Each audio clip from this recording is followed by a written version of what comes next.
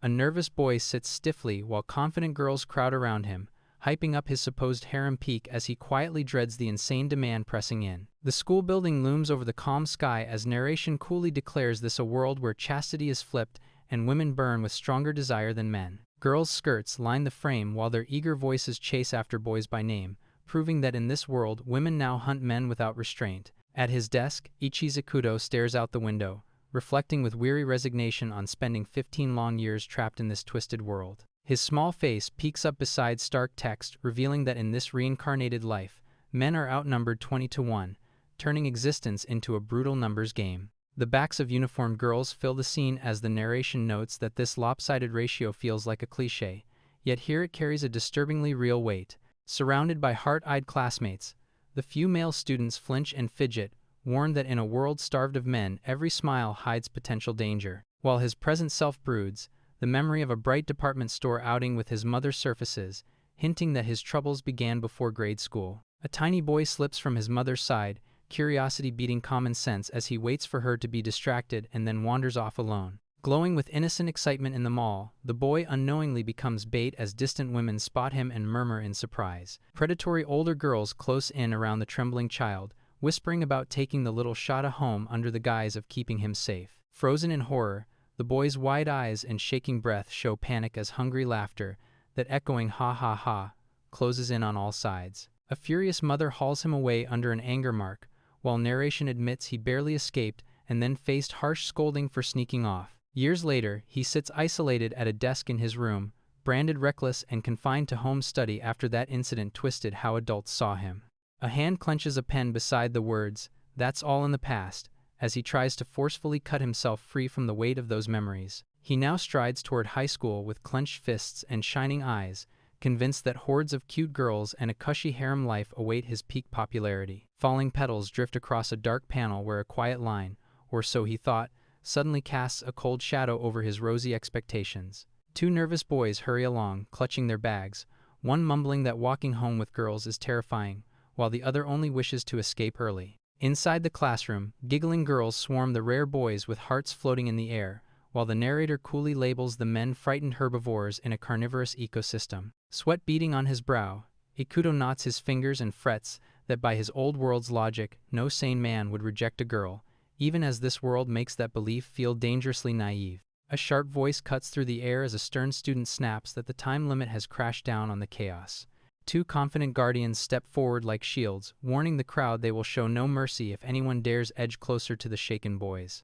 Bold text brands them male guardians, bodyguard figures created so terrified boys can cling to a fragile peace at school.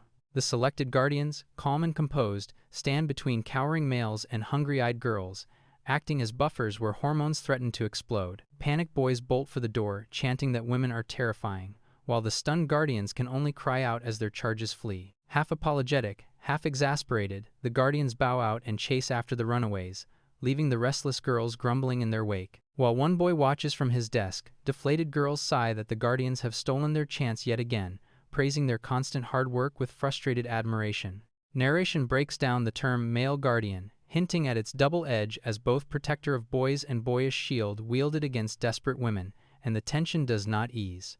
The guardians beam with effortless charm, while text cruelly wonders why girls ignore these more handsome protectors to swarm bland guys like Takahashi and Tanaka instead. Listening from the sidelines, Ikuto hears a girl confess she just wants to inch closer to him, and he quietly realizes he understands that aching longing. Driven by the same hunger, he slams his hands on the desk and admits he too burns to close the distance with girls. Forcing a bright grin, he awkwardly pitches himself after class, declaring that taking initiative matters as he offers his free time like a gamble. The two girls stare back in stiff silence, their blank faces turning his bold confession into a suffocating, awkward void. Sweat trickles as he internally winces that nerves cracked his voice, turning his big moment into a squeaky embarrassment.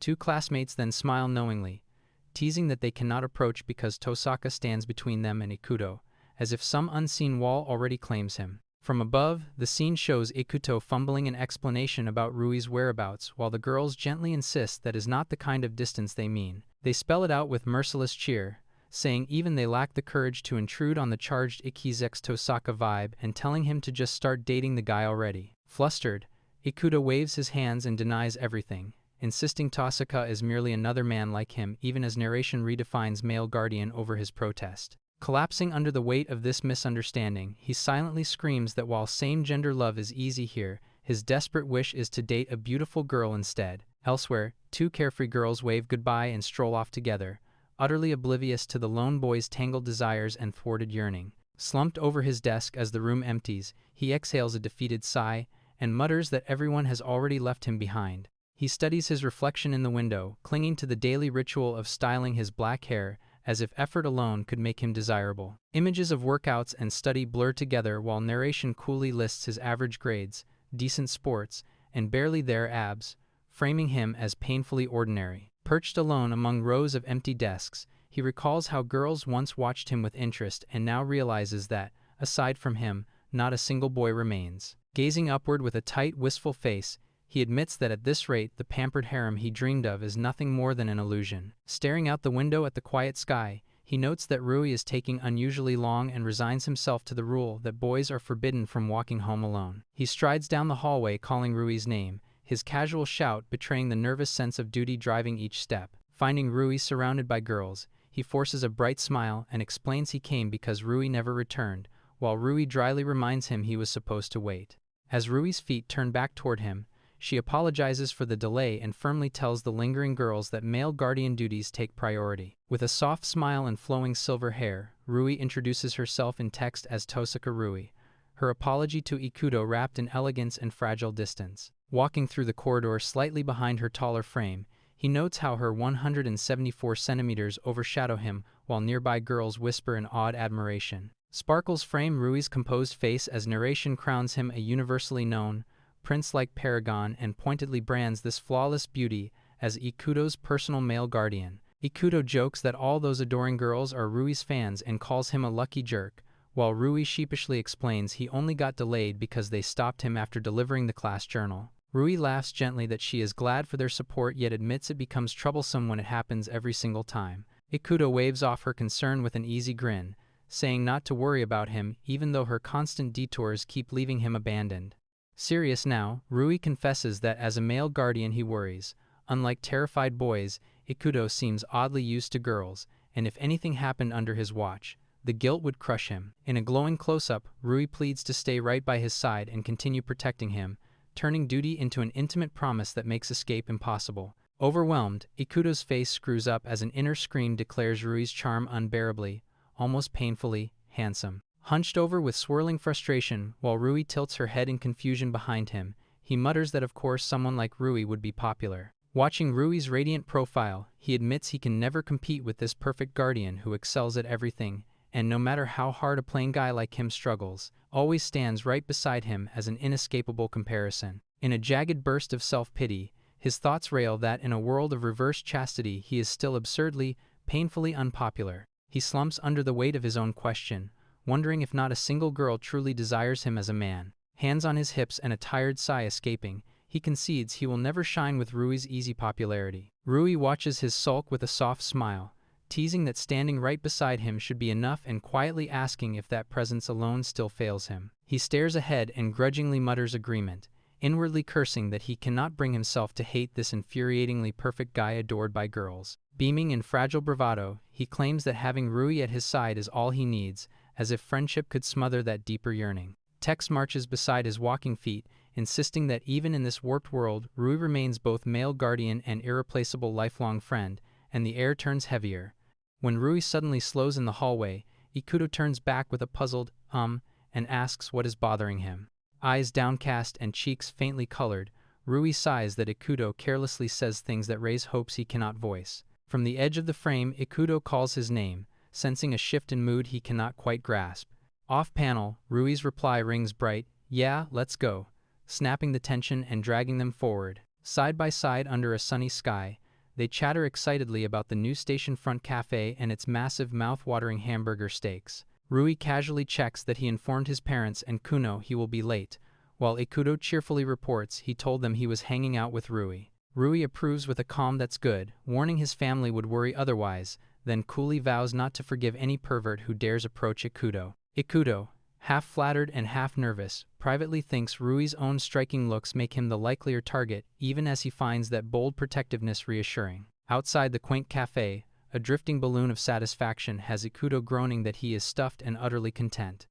As Ikuto stretches with a choked GHK, Rui remarks that at least he has finally clawed his way to something like a stable daily life. Rui watches him with nostalgic concern, recalling how, when he first enrolled, taking eyes off him for a moment meant he would wander off alone and dive into conversations with girls without the slightest sense of danger. A starry flashback frames his overeager thumbs up as Rui remembers his awkward pickup-sounding lines and clumsy phrasing that, embarrassingly, came off kind of cute. Face blazing, Ikuto clutches his head and begs Rui never to resurrect that past, insisting he is already reflecting and that it was nothing but the reckless folly of youth. Cradled in unfamiliar arms as narration rewinds, the reborn baby hears that his near-graduation self crashed into this world and started over from zero. Bent under his backpack and sweating, the present-day boy admits he was basically a clueless infant in this upside-down society. With a practiced smile and raised finger, Rui proposes a review and pointedly asks why male guardians must escort boys between home and school. Ikuto answers earnestly that a lone guy risks being hit on or dragged off,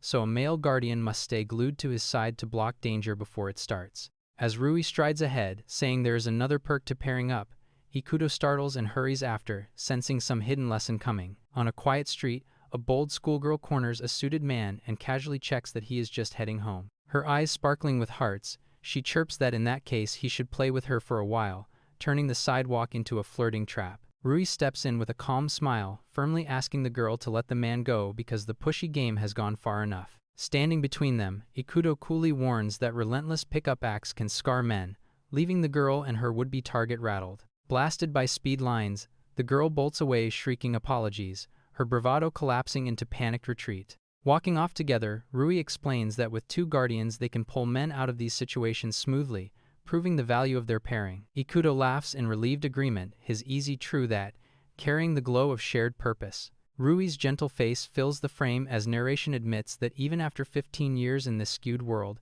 his presence is what steadies senses warped by a previous life. Amid a crowd of women, Ikuto privately clings to the belief that an unremarkable guy like him is safe, even when he walks alone. Grinning up at Rui, he boasts that he has finally stopped acting on reckless impulses, calling it proof that Rui's strict education has sunk in. Floating text crowns Rui as insanely kind for never giving up on him, still watching over the troublemaker who demanded far more care than other boys.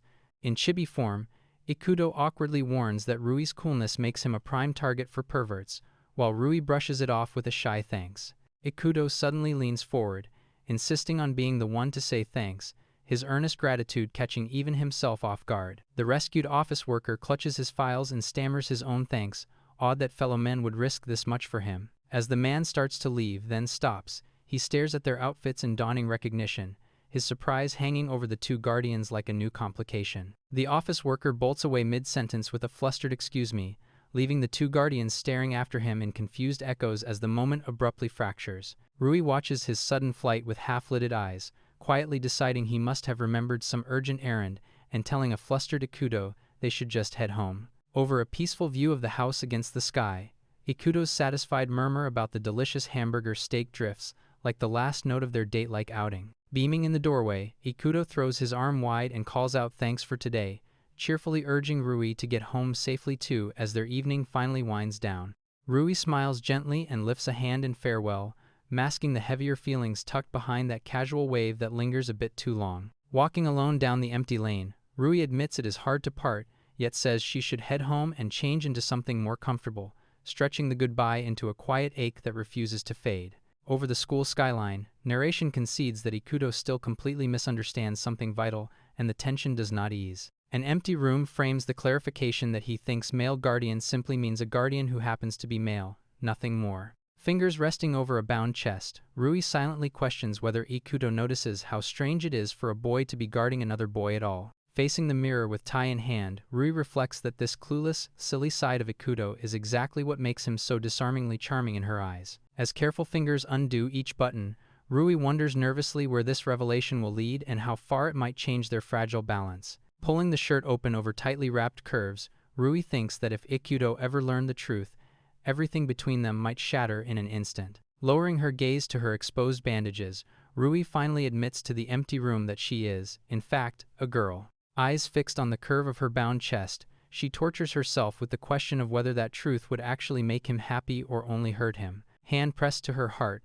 Rui confesses she wants Ikuto, and only Ikuto, to accept this true form she has hidden for so long. A chibi world of hearts and skewed ratios explains how, in this society of 1 man to 20 women, men have become hunted prey with every step. Narration cuts across Rui's ample, wrapped figure, insisting men prefer petite, flat-chested women because similar bodies feel safer and less threatening. Side by side with the memory of her slimmer disguise, Rui sees that the woman in the mirror is the exact opposite of that ideal, branding her past a constant, painful contradiction. A sudden ringtone jolts her from those thoughts, the vibrating phone on the floor snapping her back to the present like a slap. Seeing Ikuto's name on the screen, Rui stiffens and breathes a startled Ikuto, as if his call has arrived at the most dangerous possible moment. Hands casually outstretched in the supermarket aisle, Ikuto relaxes with a carefree foundum, unaware of the storm his solo freedom invites. His fingers tap the chip bag he craves as he happily plots a quiet night with Kyushu soy sauce, nori salt, and a streaming video, lost in his own small paradise. While he cheerfully plans snacks and checkout, rows of staring women whisper in shocked awe that a lone man is shopping unguarded. Ikuto pauses mid-step as a sharp voice calls his name from behind, the women peeking around him like hunters spotting prey closing in. He spins to see Rui suddenly there, his confused greeting colliding with her casual wave that slices through the tension like a shield. When he nervously jokes about her stalking him, she chops his head with flustered force, turning his teasing into a pained yelp and breaking the mood. Leaning on the rail with a soft smile and phone in hand, Rui insists it is pure coincidence and claims she only waited to escort him home. Her screen shows their texts as she quietly admits she is glad he kept his promise to report his movements like a precious charge she cannot ignore. Ikuto startles at the reminder, then laughs it off with a sheepish right that barely hides his lapse. Grinning as he leaves the store, he proudly announces he managed everything alone, oblivious to the line of women eyeing him like a rare delicacy. Their chibi faces float in warning as Rui urges him not to drop his guard just because no one hit on him today, while he lazily agrees and tries to change the subject, and the pressure shows. As they walk, Ikuto suddenly blurts out a blunt question about Rui's chest, his puzzled stare locking onto the curve that should not exist. Finger to his chin, he hesitantly strings together the words "those are boobs, right?" turning the air dense with mortification. Rui freezes and clutches her shirt, panicking that she rushed out without binding herself in her desperation to check on him. Sweat beads along her lashes as she silently screams, "What do I do?" Trapped between terror of exposure and his innocent scrutiny. Cold text slices the blank space, spelling out her dread that if Ikuto rejects her true form, the bond she treasures will crumble. With shoulders shaking and hands clasped over her unbound chest, she whispers she could never bear that outcome, shrinking under invisible judgment. Ikuto, utterly mistaken, points accusingly and shouts that Rui even cross-dressed as a girl just to come teach him in person. Rui exhales in exasperated silence, then mutters that he is hopelessly dense for thinking she dressed like this merely to scare him about dangerous women. Her eyes soften with a pained smile as she tells him he really is an idiot, while he flails in protest, half accepting the label he cannot yet understand. Tiny figures drift through a sky of girls, while narration admits the pampered men of this world make the reincarnated observer seethe with jealous frustration. Under a spotlight of floating hearts, he brands himself a lust-drunk teen whose cravings practically scream from his skin. Rui brushes off her mutter with a curt nothing as Ikuto blinks in confusion, sensing he has missed an insult that does not quite fit him. Walking toward her with an easy grin, Ikuto casually adds that Rui having big boobs actually feels pretty great to him. Rui turns with wide eyes and a soft "A," her composure cracking under the sudden, forbidden compliment. While Rui stands there, flustered and shapely, Ikuto blushes and murmurs that she really looks cute, half ready to say he would jump her. Two frantic thought bubbles collide as he scolds himself that craving Rui is insane because Rui is supposed to be a guy. Rui leans in close, nervously asking if he truly likes how she looks right now, while his startled gaze tangles with hers and will not let go. Sweat beading on her face, she stammers for his opinion again, and he repeats that he honestly finds her cute. Rui searches his eyes with trembling hope as he insists he means it, their faces drawn so close the air itself tightens. Blushing softly, she processes his answer, deciding with fragile relief that only Ikuto is allowed to see the real her. Rui strides ahead with chest unbound and hair whipping, teasing that Ikuto is just irredeemably himself as he follows, agreeing to head home with her. A lone speech bubble hangs in striped gray, signaling a hesitant by the way that promises another complication just as things settle. Glancing back with a sly smile, Rui asks if he checked their group chat and reveals the message came from his beloved little brother instead. On a sofa throne, Ichi's Kuno glares down and coldly questions why her cousin is kneeling in Seiza like a guilty criminal. Facing her from the floor, Ikuto worries aloud if she is mad while narration explains they share a home for messy, unspoken reasons. With bangs shadowing her eyes, she mentions his solo potato chip trip and claims she is not really upset, her slumped body saying otherwise. A deadpan close-up exposes her puffed cheeks as narration flatly declares she is absolutely furious despite her denial. Ikuto pumps his fist and reports that he survived shopping without a single woman hitting on him, then privately wonders why that small victory feels so hollow. Hands on hips like a scolding parent, Ichis praises his safe return yet demands to know why he went alone, reminding him that she never stops warning how dangerous outside women are. Text explains that Kuno is both a middle schooler and a male guardian, hinting that this double role feeds his suffocating overprotectiveness. Ichis's eyes burn cold as she vows that if her brother is ever attacked, she will resent every woman alive without hesitation. Sitting rigid on the sofa, Ichis stares at her clenched hands and admits she blurted out feelings she never meant to voice. With her gaze lowered, she explains that her smothering comes from fear and selfish need for peace, yet she dreads becoming a burden even if those words are true. Alone on the vast couch, she decides she must swallow her own feelings if they ever start to cage her brother's freedom. Ikuto's half-smile and quiet thanks cut through her guilt with gentle disarming force. Ichis blinks in confusion, asking why he would thank her, while he calmly says her nagging only proves how much she worries, and she hesitantly demands he at least behave better. She puffs her cheeks with a sulky emanich as he lazily dodges the promise, saying he is not so sure about changing. He leans back and suggests that calmly talking things through and setting rules they both accept might draw a safer line between freedom and fear. Looking up at the empty ceiling, he insists that compromise like this will ease both their hearts far better than one-sided control, and the air turns lighter. Ichis listens in silence, thinking how this world praises Kuno's kind of protectiveness as correct, yet the thought of blindly obeying that standard feels like slow suffocation. Her eyes widen as she confirms that, in short, he is saying he is fine with her exactly as she is. From where he sits, Ikuto casually tells her to bring on all the overprotectiveness, inviting the very weight she tried to hide. He swings his legs and bribes the tension away, promising Häagen-Dazs if she will go out with him again tomorrow.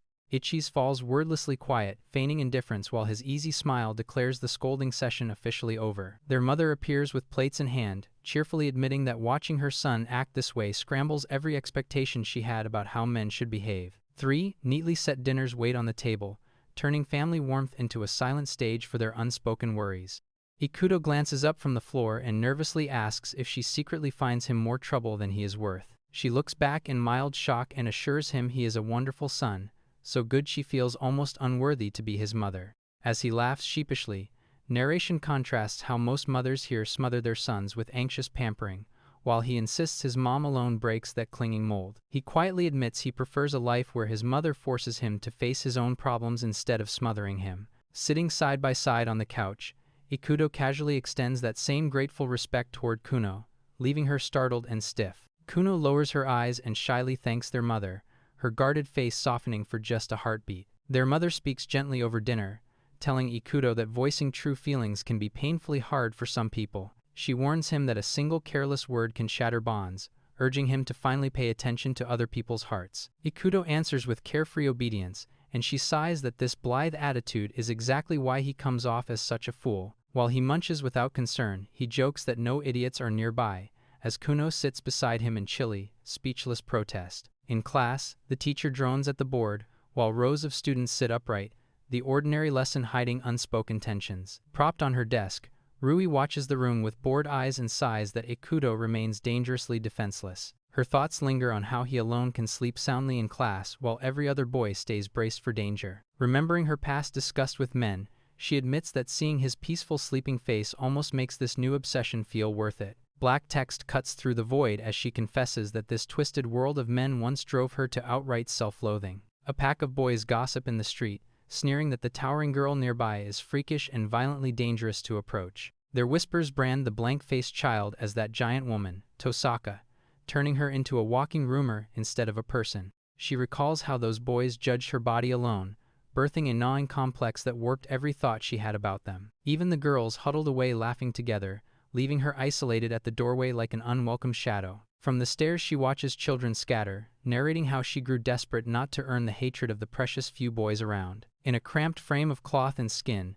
she claws at binding around her chest, gasping that she can hardly breathe. Staring at her wrapped torso in the mirror, she exhales and admits she cannot keep living trapped like this. As middle school looms, she pulls on a shirt and resolves to rebuild herself as a cool Eichmann girl, a persona crafted to finally win other girls' approval. Surrounded by chatting girls in the hallway, Rui walks in her crafted Eichmann persona, narrating how changing her voice and behavior finally made school life barely tolerable. Amid drifting white space, a lone black box admits that something heavy still festers deep in her heart. Close-cropped smiles flicker over her face as narration spits that the true self beneath this mask is despised and must stay hidden to be acknowledged, a belief that keeps feeding her self-hatred. Her gentle smile hangs over empty eyes as she wonders what meaning her life has when she is only valued while pretending to be someone else. A counselor's hand points at a pamphlet for a prestigious high school and warmly suggests that Tosaka could even aim for a coveted male guardian spot. Hunched at her desk by the window, Rui repeats the title male guardian in a daze, the words sounding more like a sentence than an honor. Papers and images of the school crowd her thoughts as she imagines guarding the same boys who erased her existence and predicts they would just fear her and demand her dismissal. Cherry blossoms frame the sky, while she reasons that if she must keep living a lie anyway, the school's full scholarship and covered expenses make that bargain dangerously tempting. The campus drifts behind falling petals as she vows she will not do it out of some noble urge to protect boys, but will claim the guardian title purely for her own survival, and the air turns heavier. In a new classroom, the teacher presents Rui in uniform and formally announces her as Ichi's Ikudo's assigned guardian. Bowing with perfect composure, Rui introduces herself as Tosaka Rui and promises to give everything she has, even as the act tightens around her. Across the room, Ikudo sits frozen in his seat, eyes wide as if struck dumb by the sight of the guardian who has just entered his quiet world. Facing each other with awkward surprise, Rui and the teacher watch as a musical ringtone interrupts, pulling Ikudo's attention away at the worst possible moment. Stepping into the hall with her phone and an exasperated sigh, the teacher grumbles that the interruption hit right when things were getting interesting. Left alone together, Rui stands stiffly while Ikudo's nervous sta-are bores into her, the silence stretching so long it almost hurts. Under his unbroken gaze, Rui fidgets and asks if something is wrong with her face, her confidence wavering as his staring refuses to stop. Ikudo flails with an apologetic smile, blurting that he was only lost in how ridiculously handsome she looks, while Rui's hair hides a flustered reaction. On a blank backdrop, Rui stands rigid as her thoughts spiral, marveling that such a truly good-looking boy exists and bitterly muttering that no wonder someone like her never ranks as popular. Ikudo leans forward with bright innocence, insisting that Tosaka must be super popular and surely drowning in friends and fans, unknowingly rubbing salt into her quiet insecurity. Rui's eyes blow wide with a shocked gasp as his naive praise shatters her careful distance and hits the raw, unbelieving part of her she thought was long dead. Rui's shoulders hunch in a haze of shame as she quietly admits she is nowhere near popular and barely has any friends. Her hesitant stammer explodes into a desperate, oversized apology that slams into the silence between them. Ikudo lurches forward, bowing hard as he blurts that everything was his fault and apologizes for trampling her unseen circumstances. Still bent over with a strained smile, he confesses he only rushed things because he wanted them to get along and repeats his apology again and again, and the pressure shows. Rui lowers her eyes, flustered, and murmurs that he really does not need to apologize so much. When he gently asks her to drop the distance and just call him Ikudo since they are the same age, she stiffens between refusal and yearning. He peers up with soft curiosity, wondering if calling a boy by name without honorifics feels like too much and asking if her silence means no. Hand clutching her tie, Rui forces out a shaky agreement, her guarded posture betraying how huge this tiny step feels. From across the desks, he beams and thanks her, lightly adding that she should ditch formal speech too, leaving Rui blurting his name in bewildered shock. Standing bright and casual, Ikudo grins and introduces himself like a new friend, saying it is great to meet her, Rui. Rui's eyes soften in stunned quiet as she thinks that Ikudo's simple smile is the first one any boy has ever aimed at her. Turning her back toward him, she awkwardly asks if he is not scared of her tall, big frame, bracing for the recoil she has always known. Her expression darkens as she assumes he secretly sees her as nothing but another hulking woman, just like every other boy did. In the black of her doubt, his voice wonders what could possibly be wrong with that. Looking straight at her, Ikuto says her body is not the only thing that defines her, and gently asks if that is not true. Rui. Speech bubbles fill the empty classroom as he insists personality and chemistry matter most and admits he genuinely wants to get along with her even though they have barely talked. Floating text cuts across the white void as she reels that no boy has ever spoken to her like this and asks herself why he would. Her wide eye trembles while she realizes she never knew a boy existed who would say such things to someone like her. His smiling face lingers in her mind as she wonders if it might be possible that not every single boy is exactly the same monster she feared. Rui's eyes glisten and flush as the wall around her heart finally cracks under the weight of this impossible kindness. An open hand reaches out with a quiet promise that everything between them will change from this moment on, and the tension does not ease. In the sunlit classroom, Ikuto stretches his hand toward Rui and vows to depend on her as his partner, turning a simple greeting into a binding expectation. Rui's fingers clasp his with a fragile smile as she softly entrusts herself to him too, using his name like a vow she is scared to break. Time jumps to a breezy afternoon where she watches him slump over his desk and admits he has kept her constantly on edge ever since. As he cheerfully flirts his way down the hallway, girls misread his friendliness as interest while Rui narrates how his hunger for popularity stirs chaos. Resting her cheek on her hand, Rui sighs that without her guarding him, those predatory girls would have devoured his clueless heart already. Ikuto beams and offers to carry a tower of books for a startled classmate, making another girl's cheeks flare while Rui's unseen vigilance tightens. A sickly girl hugs her knees on the curb, muttering that she feels ill as her gloom coils above her like a warning sign. Ikuto drops to her level with open concern, casually offering a piggyback ride to the infirmary as if intimacy costs him nothing. When he ups the stakes by suggesting a Princess Carrie, the feverish girl panics that such closeness would only send her temperature soaring higher. Walking beside him afterward, Rui hears him claim he is only doing what anyone would do, even as she silently notes how far he is from ordinary. Watching his profile, she thinks how he stubbornly believes he is the unpopular one just because a so-called handsome guy, stands next to him. Rui concludes that Ikuto is utterly oblivious, never noticing how even the boldest girls blush and falter under the gentle attention he tosses around. Her gaze drops to her swaying skirt as she concedes that life with him is never dull, the constant turmoil both exhausting and addictive. In a crowded corridor, her inner voice insists she does not want just any man, claiming she is the very kind of girl he always chases while he stays unaware she is a girl at all. Bathed in soft light, Rui finally admits to herself that for his sake alone she would cross any line, a devotion that scares her as much as it comforts. Strolling home side by side, their shoulders nearly touching, Ikuto chats casually about the upcoming school trip while she hides how every step with him feels dangerous. Rain explodes from the sky and soaks them mid-stride, shock freezing their faces as the sudden downpour tears away their calm. Shouting over the sheets of rain, Ikuto urges they find shelter somewhere, his voice straining against the storm, closing them in together. Drenched and breathless,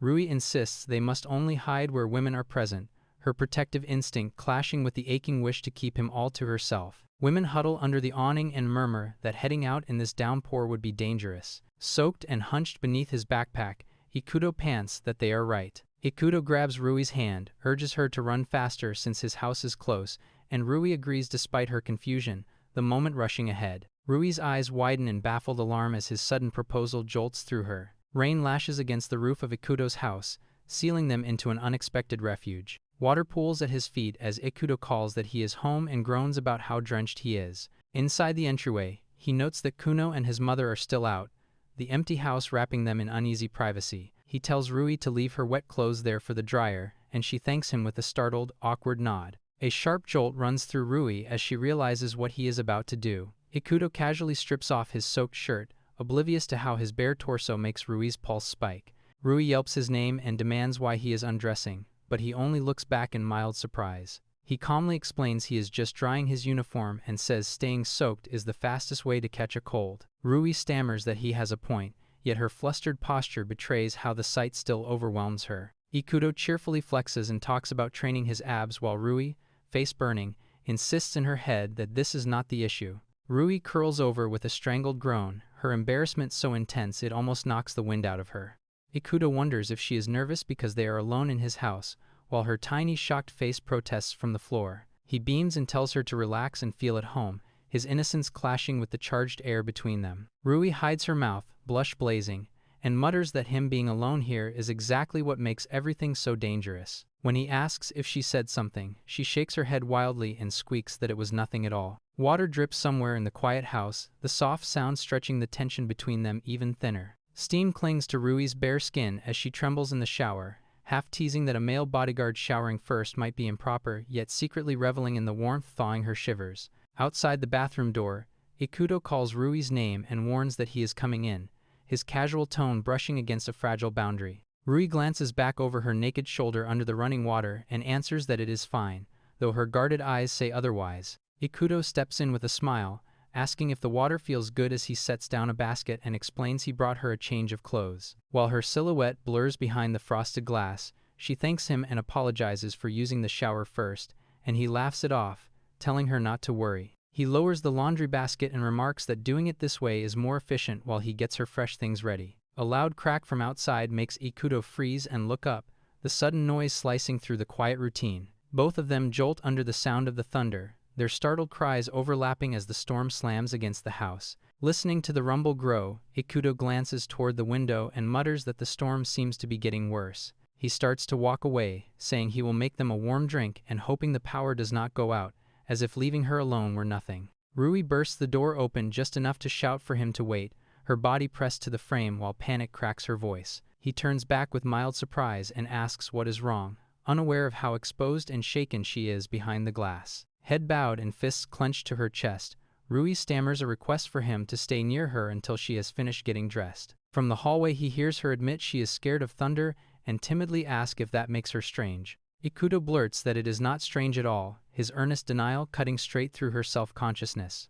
Hand on his chest, he smiles and says everyone has their weak spots, confessing that haunted houses terrify him. Looking down the narrow room, he adds that he understands this must really worry her, so he will wait just outside the door, prompting her small thank you. As the shower door rattles, she quietly tells him he really is a kind person, the words slipping out with vulnerable sincerity. Wrapped only in a towel, Rui dries off while he leans on the other side of the wall, telling her she is his personal bodyguard and a precious friend, insisting he is much kinder to her than to anyone else. Face flushing, Rui whispers that she understands, her heart tightening at being cherished only as a friend while she longs for more. In the dark, a hesitant question hangs heavy between them, asking if there is any one girl he secretly likes. He scratches his head and slowly describes his ideal as a cute, kind girl whose company never feels like a chore and whose presence just feels right. Off-screen, she nervously probes about girls with big chests, while he cheerfully admits he loves them without a second thought. Wrapped only in a towel, Rui trembles as she recites his checklist to herself. Tall, busty, and fun to be around, realizing how dangerously close it sounds to her. Ikuto beams with innocent excitement, declaring that such a combination would be perfect and that he desperately wants to meet a girl like that, and the air turns heavier. Rui's eyes blow wide and her heart slams against her ribs as his words hit far too close to home. With her pulse pounding in her ears, she decides at last that the moment has come. Clutching her towel to her chest, she admits to herself that this strange feeling she has only for Ikuto must finally be faced. Staring at his profile, she confesses inwardly that she never thought she could fall for a boy, yet Ikuto is different, and she cannot remain just his bodyguard anymore. Her gaze drops to his hip as she vows to stand beside him as a woman, not a subordinate, wanting a relationship where they face each other as equals. Watching him with steady eyes, she realizes he is the one she loves, the single person her heart refuses to let go. Her flushed eye narrows with resolve as she admits she loves him, wants to stay by his side, and craves his recognition above anyone else's, and the pressure shows. Her fingers hover at her towel as she resolves that in this instant she will finally reveal her true self to him. Ikuto, oblivious, calls through the door to ask if her clothes are okay, breaking the charged silence with casual concern. Sliding the door open, Rui steps forward and quietly asks if this means she actually fits his stated preferences. She presses her bare body against his back and pins his arm, shocking him stiff as her desperate courage erupts into touch.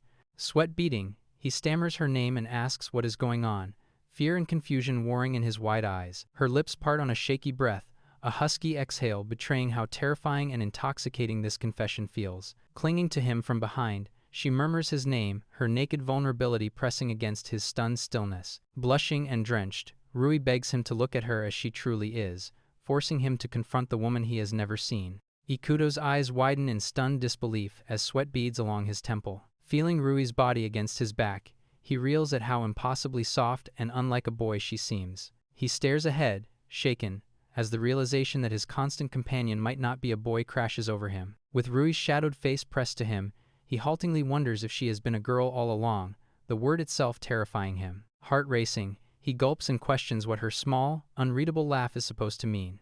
Rui's tear-rimmed eyes lift as she blushes and quietly affirms that she is, in fact, a girl. Locked together in silence as rain hisses outside, both of them freeze, unable to process the new reality. Rui gently peels herself off him, saying it is his turn to warm up in the bath while promising they will talk properly, face to face afterward. Slumped against the bathroom door, he clutches his head and mutters that he still cannot believe Rui has actually been a girl. Towel around his neck, he steps back into the room and awkwardly notes that it looks like she has finished. Seeing Rui calmly seated on the sofa, curves emphasized, he reels as she casually mentions making herself comfortable there. Flushed and flustered, he demands how she managed to hide such a chest, admitting he cannot fathom how he never noticed. She apologizes with a wry look, saying she never imagined it would take him this long to figure it out, leaving him stammering. Facing the television, she tells him she does not want his apology and instead invites him to come sit beside her. Over the sound of the rain at the window, her thoughts admit she knew he mistook her for a boy, yet chose not to correct him. Rui suggests they call it even between them, and he nervously agrees if that is truly what she wants. They sit in heavy silence before the glowing screen, the usual easy chatter swallowed by awkward distance. Ikuto thinks how their conversations never used to run dry, yet now he cannot even bring himself to look at her. Hands tense on her skirt, Rui softly asks if she may tell him about her past. Sitting upright with her eyes shadowed, she explains that it began near the end of elementary school, when her unusual height and rapidly growing chest set her apart. Rui recalls how her tall body made boys fear and hate her while girls pushed her out like a problem. Under the humming lights, Ikuto gently asks to hear more and she agrees, bracing herself to continue. They sit side by side in the rain-soaked veranda, their muted silhouettes trading heavy words the storm cannot drown out. Rui explains how she hid her chest and forced a mature tone, quietly laying bare the shape of her past. Beside her, Ikuto hides his mouth in his hands as she says she disguised herself so well it made sense he never saw through it. Hands clasped, he realizes her body made boys resent her and girls avoid her, isolating her from every side. In the dark of his thoughts, he admits her story was only a brief outline and that so much of her pain still lies unseen. He imagines her lone back in a sea of uniforms and knows living that loneliness must have hurt far worse than hearing it. Eyes shut, sweat beating, he feels that empty encouragement would only cheapen the scars she just exposed. Rui straightens and declares she is done with that past, thanking him because speaking it aloud finally lifted a weight. Leaning close, she urges him to really look at her, to see the person she truly is without the old disguise. Her ordinary words echo inside him as something far from trivial, leaving him staring at his own trembling hands. Sitting shoulder to shoulder, he worries that in his unsettled state he cannot act like the easygoing friend she knows, and the tension does not ease. Flustered on the bed, he turns away and begs her not to assault his eyes, scared of what he might see. Rui chuckles softly at his panic, murmuring seriously as the rain taps the window like an accomplice. Curling her legs and leaning forward, she nervously asks what he thinks of the womanly body she now shows him. Ikuto lowers his gaze, sweat trailing down, crushed between honesty and the danger of answering wrong. In the darkness of his mind, he acknowledges how hard it was for her to reopen those wounds and finally confess she was a girl. Her gentle, trusting eyes make him realize how much courage and faith in him it took to reveal her real self. Facing her squarely, he calls her name and vows inwardly that he must answer that courage with a truth of his own. Rui sits in the rainy gloom, cheeks faintly flushed as she softly thanks him for accepting both her girlhood and her painful past. Sweat dotting his brow, Ikuto hesitates before nervously steering the talk towards something else. Leaning in with burning ears, he blurts that the tall, busty Rui Tosaka sitting before him is insanely cute in his eyes. With a shy smile and an outstretched hand, he admits he is counting on her from here on. Rui exhales with a hand to her chest, smiling in sheer relief as the tension finally loosens. Ikuto beams, declaring he knew it and that Rui's smile is the very best thing in the world. Her eyes widen in a soft gasp as his words crash into her like a long-denied wish. Their hands clasp tightly, sealing the fragile new promise between them with trembling fingers, and the moment feels huge. In a memory of their first meeting, he had lit up and said her smile looked amazing, leaving her stunned. She remembers how that day became the first time she ever laughed freely in front of a boy. Back on the sofa, she lowers her gaze and reminds him he had told her the same thing the day they met, making him murmur in surprise. He answers with an awkward grin that if that is the case, it must definitely be a good sign. He adds that even though she usually looks cool and composed, he prefers this unguarded smile she is wearing now. Staring at him, Rui hears him say that this look suits her perfectly, and her heart tightens around the praise. Her face softens into a radiant, bashful smile, eyes shimmering as if his acceptance finally reaches the deepest part of her. Hand in hand on the couch, she calls his name and says she will rely on him from now on, while he shouts his agreement with earnest energy.